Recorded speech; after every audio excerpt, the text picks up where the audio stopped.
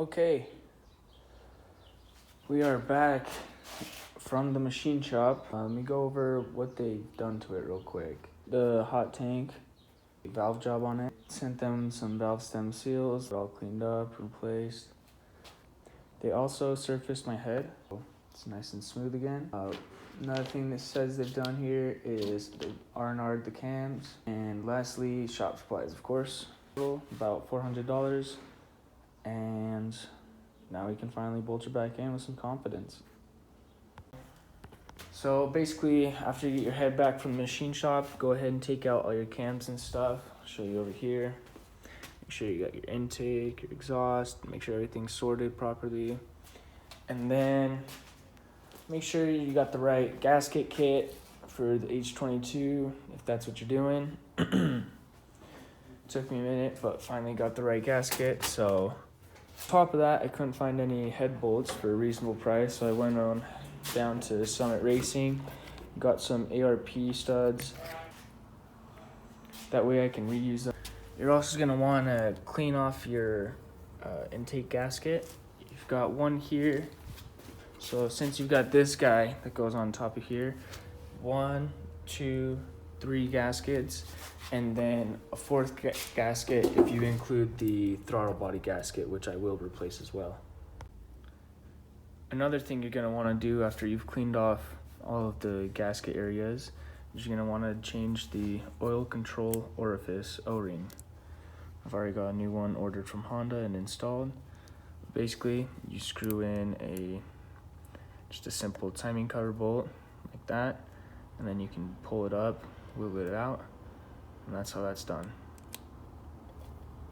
Really quick, we're gonna throw these guys back into here and their spots, and when we're doing that, we're gonna use Teflon to seal it up on the threads. Before you screw this guy back in the cylinder head, you're gonna wanna remove this O-ring right here. Make sure you got one to replace it with. If you absolutely have to, you can always just reuse it, put on some Honda Bond or silicone to help it seal.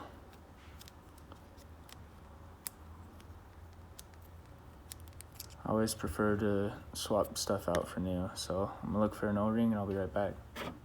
Okay, I was able to find a new O-ring, so we got that replaced.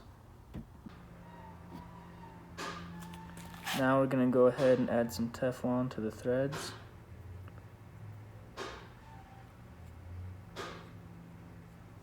You can go ahead and screw it on it.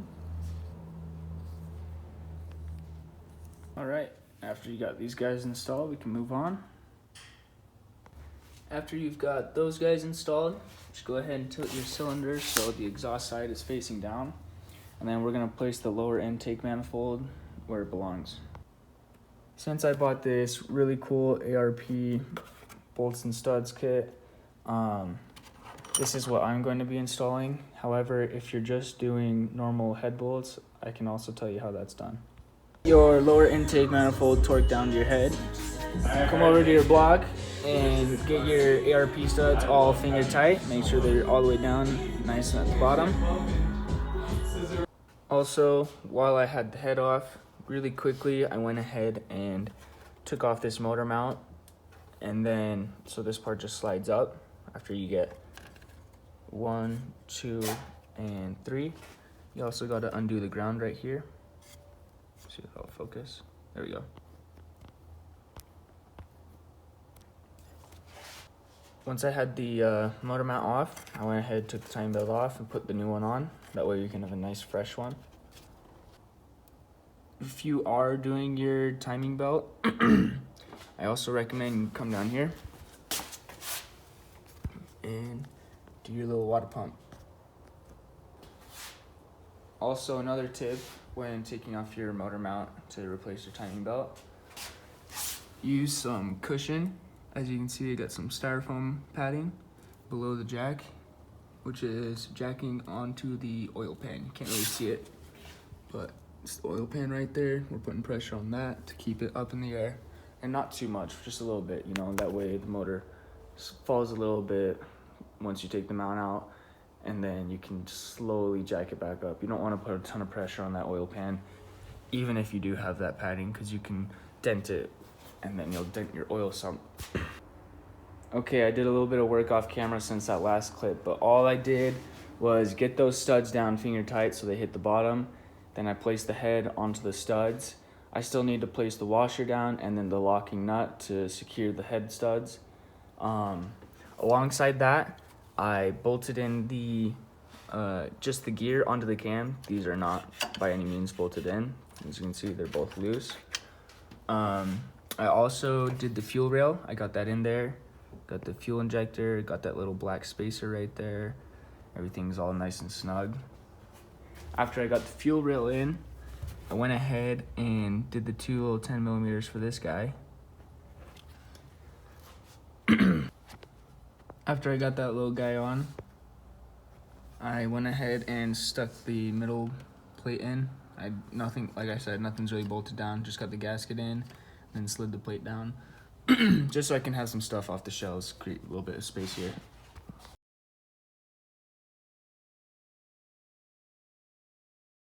Alongside the water pump, you're also going to want to replace your hydraulic tensioner. I opted for a manual just because I'm always tinkering on this. I can always choose my tension. If you're a beginner, I highly recommend you just use the hydraulic one. You just slide it in there, pull the pin, and boom, holds your timing belt in place. Nothing complicated at all. Not sure if this has been mentioned yet, but this little O-ring right there, make sure you check him. If he's not good, please replace him. You'll get a pain in the ass leak back here, and I mean, it's just so easy to access right now, so just go ahead and take care of that while you're in here. Okay, now that everything's looking really good, we're gonna go ahead and finally torque down these studs. So I got my washers and nuts right here. Got the lube right there. I'll show you how to do it. When you're installing the washers and nuts, make sure you grease up the washers really good on the bottom side, just like that. So you got this one started. This is how it should look when it's done. Then you'll put this side facing down towards the engine block. Just slide it right onto there. So before you set these in onto the engine, you're going to grease them up real good. So you can see I got that one started, got a little pile of grease right there to work with. This is what it should look like when you're done, just fully greased up. And then you'll put the grease side facing down and then just slide it in.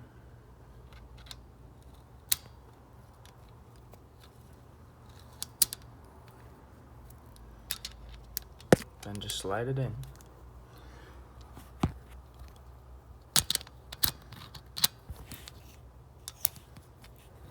Come on, just slide it in. There we go.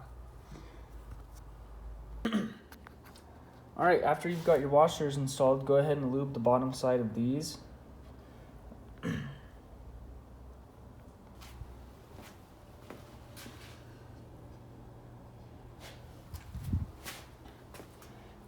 Okay, after you've got your washers lubed up and installed, go ahead and do the same for your nuts. Just get them finger tight all the way down to the bottom.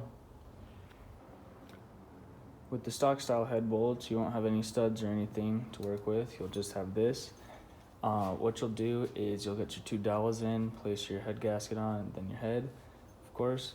And then you're gonna stick all the bolts in, get them finger tight. You're gonna follow Honda's torque spec and special pattern they use when torquing these heads down.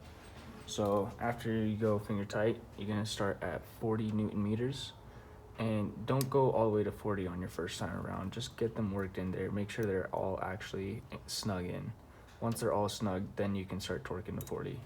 But anyways, here's the pattern. You're gonna go 1, 2, 3, 4, 5, 6, 7, 8, 9, 10. Last one right there. After you got all those to 40, you're gonna do that same exact pattern again with 70 Newton meters. After you've done that, you can do the same exact pattern one more time for 100 Newton meters, and then your head bolts, your stock OEM head bolts are now all torqued in and good. So with the ARP studs, the only difference is not the pattern. We're gonna use the same pattern 1, 2, 3, 4, 5, 6, 7, 8, 9, 10. But we're actually going to use a different torque spec. We're going to get them all finger tight first, then we're going to go around once for 30, go around again for 60, and then finally go around for 90. Show you how it's done. Alright, so they're all finger tight and snugged up. I followed the Honda pattern for that, so now we're going to move on and use the torque wrench. Okay, calls for 30 foot-pounds, so we got that going. Following the Honda pattern, we're going to get these torqued down.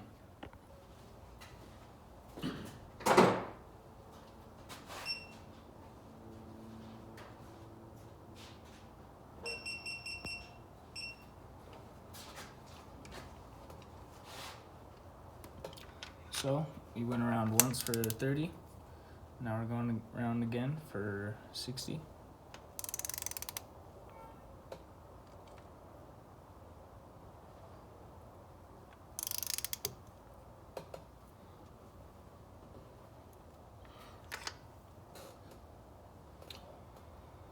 We went around once for 30. Now we're going around again for 60.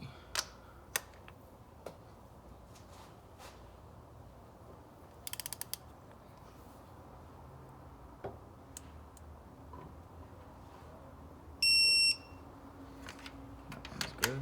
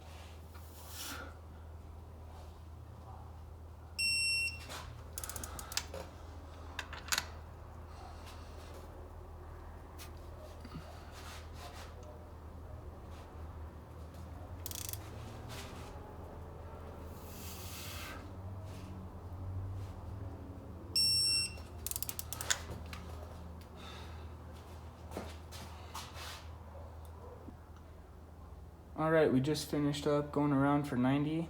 I'm gonna go around one more time to double check everything. Quite possibly another time after that to double check everything, and then we'll move on. All right, we're back, did a little bit more, made some progress. We put the cams back in after we torqued the head down. Anyways, we got those seals in, and then we went ahead and set our caps back in. 1, 2, 3, 4, 5 exhaust, 1, 2, 3, 4, 5 intake. And then we got these cap covers on, and they're not really bolted in yet. I've got this top side torqued down, and then I realized, oop, time to record. So I'm gonna show you guys how to torque down these covers once you've got them all set in there. A couple things to note: make sure you've got all your dowels for your cam covers. Another thing to note: when you install your cams, make sure the keyway is facing up for top dead center. Lastly, I did rotate the bottom end a little bit clockwise, as you can see there. Normally that's facing straight up and down, but I wanted to lower the pistons a little bit. That way the valves don't smack into them as we're installing the cams. We can rotate that right back, no issues. I'll show you when we do that later on. Anyways, carrying on, we are getting these torqued down. Real quick, I'm gonna go over the top ones and make sure they're all to spec, and then I'll show you how to do them on this side. Okay, the procedure for the intake is the same exact as the exhaust, so I'm gonna just show you the exhaust since I've already got the intake done. So basically, you're gonna start here, right here in the center. It's your first one, second one, third one, fourth one, fifth, sixth, seventh, eighth, 9th, 10th, 11, 12, 13, 14. So following that sequence, that means that right here is number 5, right here is number 7, right here is number 6, and right here is number 8, okay? So the reason you need to know that is because 5 and 7 on the intake, these two right here, are torqued at 12 Newton meters, and the rest are torqued at 10. And down here, 6 and 8 are also torqued to 12, while the rest are torqued to 10. Don't ask me why, that's just how they're torqued. And to be clear, that is 10/12 Newton meters, not foot pounds, that is Newton meters. All right, now that we got the cam caps and cam cap covers torqued down, let's go ahead and secure the gears. So, start off with that, you're gonna need this key, and it's gonna face this way. This flat side is gonna be facing outward. This part that thins out will be facing inside. So, set that in there.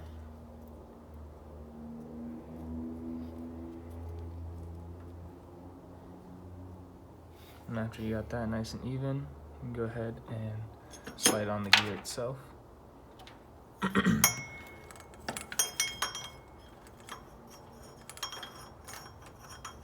little tricky with this one. After you got the gear in, take your bolt and just get it all the way snug down, finger tight. All right, the cam gears are in.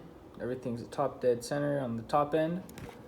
So, time to reverse what I did earlier. I'm gonna put the crank back to TDC. And rotated that counterclockwise, and now we're in line, as you can see. Oh, maybe a little bit off. We'll scoot it a little bit counterclockwise still. Hit a little bit, and bang bada bang. Now we're on top dead center for the bottom end. Over here, looks like this got bumped. Let's see if we can get a better angle. That little dot is supposed to line up right here with that. I don't know if you can see that little bridge back there. It's in the casting. That little line right there lines up with that dot. So before I get my timing belt back on, I just want to get this mess back here cleaned up. So I'm gonna go ahead and get this upper intake torqued down. Torque spec on that is 22 Newton meters, I believe, just like the lower intake manifold is. And then also gonna get my fuel rail finished up, connected. I'm gonna get my new thermostat in. What else am I gonna do real quick? Probably gonna get all these little guys plugged in. Basically everything underneath that's easy to access right now, I'm gonna hurry up and take care of before I get in too deep. So I recommend you guys do the same. I mean, all these are marked, they should be. As you can see, this one's eye, that's an eye. You know, this one goes down to the little vacuum here, I believe. Excuse me. There you go. So that long one goes down to this guy. What else? You got like a bunch of little hoses and stuff. Remember, you should have marked them all. That way you can get this done really quickly. Alrighty, so we've gone ahead and gotten our timing belt on. We went ahead and got our fuel injectors plugged in, mounted up. Got a few of the hoses and wires connected. Don't forget this one back here. And then there is one underneath down here. So don't forget about him either. He's really tricky to get. We got this vacuum hose back here.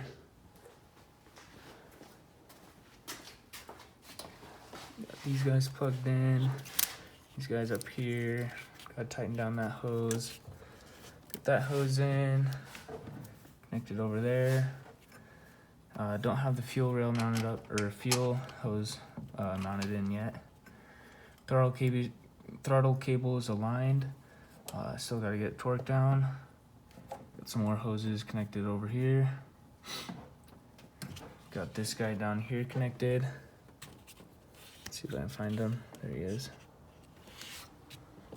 So, getting closer. What I'm gonna go ahead and do now is get my balancer shaft on. Excuse me. What I'm gonna go ahead and do now is get my balancer shaft belt on. And then after that, plan on getting the valve cover on, get the alternator power steering mounted up, but we'll get there later. For now, it's just balance shaft belt. All right, so a couple more things finished up. Finally got that balancer shaft belt on. Took a while to get adjusted, but finally figured that out. No biggie. Come over to this side, you got the VTEC guy installed. And then I'm getting this guy torqued down right now, the igniter coil. Yeah, we're getting close. Just got a few more things to do. I'm gonna work on the distributor, spark plugs. Gonna get this engine mount back on. Gotta get the alternator and power steering pump still. Gotta put this guy back. Gotta get these wires on. But we're actually really close. I mean, just the air intake tube, exhaust, distributor. That's about it for this. So keep going. Okay, so we got our distributor in, got spark plugs in, got the coils going to it. We'll probably have to play with the timing on the distributor because I took off the cap and tried to get it aligned, but. Okay, so now we got the distributor in, the spark plugs, and the spark plug coils. All right, I went ahead and got the distributor installed along with the wires and the spark plugs. Got my exhaust set up, that way that's all good and taken care of. That was a tussle. Also, the bracket that goes from the bottom of the block to underneath the lower intake manifold, there's two 12mm. I got that bolted back up. So yeah, just don't forget your ground up here. And then I'm gonna put this guy back in where he belongs. And then I'll show you how to do the belts. Okay, so of the two belts, the skinnier one is for your power steering, and the thicker one is for your alternator and AC compressor if you got one. So just go ahead, slide them in there, starting with the alternator and AC compressor belt. Just get it in there and line it up around the two pulleys. Actually three, because you gotta get it around the crank pulley as well. After you've got your alternator belt on, you can go ahead and stick your 2 alternator bolts through. After you've got your belt on, go ahead and stick your top alternator bolt through. Do this. It will be quite the struggle, but it really shouldn't be that hard.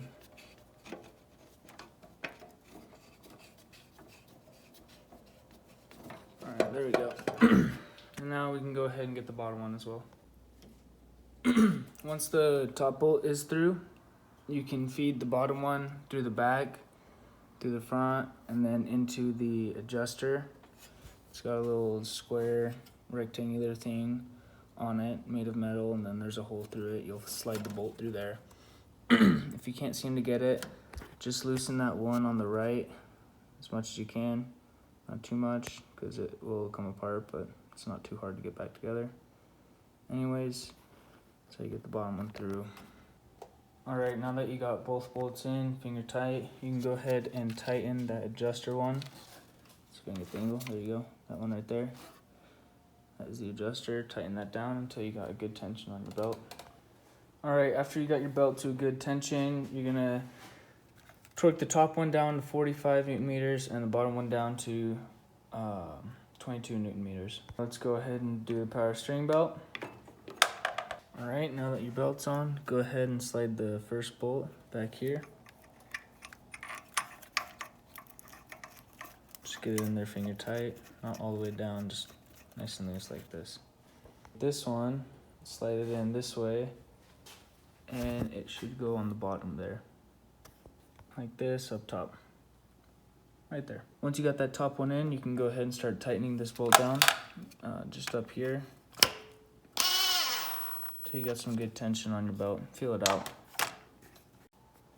Now, I can't come up with the torque specs on these, but just get them nice and tight, but don't strip them out, alright? Just nice and firm. It's just a power steering pump. It's right there. If something goes loose, you can just tighten it back up. It's not in a hard to get spot. Anyways, let's get our alternator plugged in here. We have to get this right here, and then we also gotta plug this guy in. Alright, well, finally got everything buttoned up and double checked over. Now we're working on bleeding the coolant system. So there is a 12 millimeter bleeder bolt back here, and you know you're good on coolant when it starts bleeding like that. So without the vehicle even started yet, just go ahead and bleed that coolant. You know, pinch the hoses, classic, brings that fluid level down. Also this hose down here. So yeah. Alright, once you've gotten this far, go ahead and triple check everything. That's what I'm about to do, and then I'll show you the next step. Alright, it's time for the most nerve-wracking part. Hooking up the battery. But for reals, once you're done bleeding out your coolant, go ahead and plug up the battery, and it's time to plug in the keys and give it a turn. Knowing me, how this seems to be a never-ending project, probably isn't gonna run. So we are continuing the bleeding process, so go ahead and turn this to max heat and max fan speed. However, since you are just starting up after a head gasket, maybe you want to have a moment of silence so you can really hear everything. Unlock the steering wheel real quick so I can turn the key.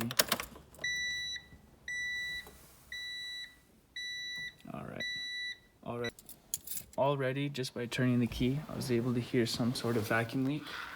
Since it was right as I turned the key, I'm guessing it's something along the fuel. So I'm gonna get my flashlight out and take a look over. All right, here goes nothing.